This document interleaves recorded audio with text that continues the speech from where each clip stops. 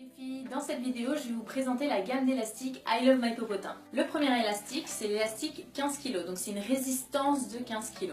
Donc notre élastique a des encoches comme ceci, comme d'autres élastiques, mais sa particularité, c'est d'avoir une bande centrale pour pouvoir faire encore plus d'exercices.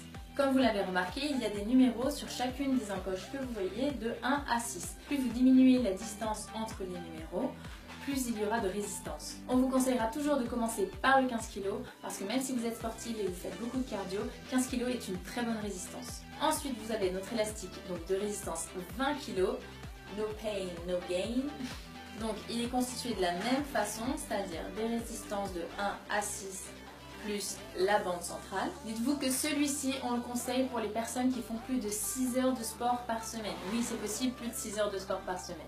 Donc c'est vraiment les personnes qui ont une bonne résistance musculaire. On a aussi donc l'élastique homme 20 kg, Get the Power, donc qui est comme les autres avec des résistances de 1 à 6 et la bande centrale comme les autres. C'est juste une version en rouge et noir. Et chez I Love My Popotin, on a aussi un élastique de résistance 30 kg, le Monster Popotin. Alors pas de mystère, il fonctionne comme les autres, des encoches de 1 à 6 comme vous voyez et une bande centrale juste ici pour toujours faire plein d'exercices. Juste l'élastique 30 kg, c'est vraiment pour les personnes qui se sont entraînées déjà depuis 2 ou 3 mois avec l'élastique 20 kg et pas avant parce que sinon vous pouvez vraiment vous faire mal si une résistance est trop importante pour votre muscle. Et surtout, avant de vous blesser, ça risque de vous décourager. Donc que ce soit vos programmes ou votre élastique, choisissez en fonction de votre niveau. Car non, ce n'est pas une compétition, I Love My Popotin, c'est fait pour que vous vous aimiez. Donc faites les choses progressivement, sans jamais être en zone de confort non plus. Vous êtes beaucoup à me demander, mais quand est-ce que je change d'élastique? Est-ce qu'il faut que je change maintenant ou il faut que j'attende?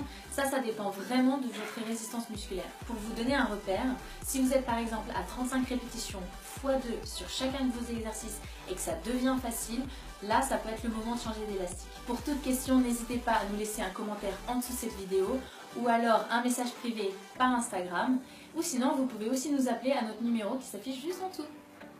J'espère que cette vidéo vous aura été utile. N'hésitez pas à nous suivre sur Facebook I Love My Popotin, soit sur Instagram toujours I Love My Popotin, et on a aussi une application qui s'appelle I Love My Popotin et qui est gratuite.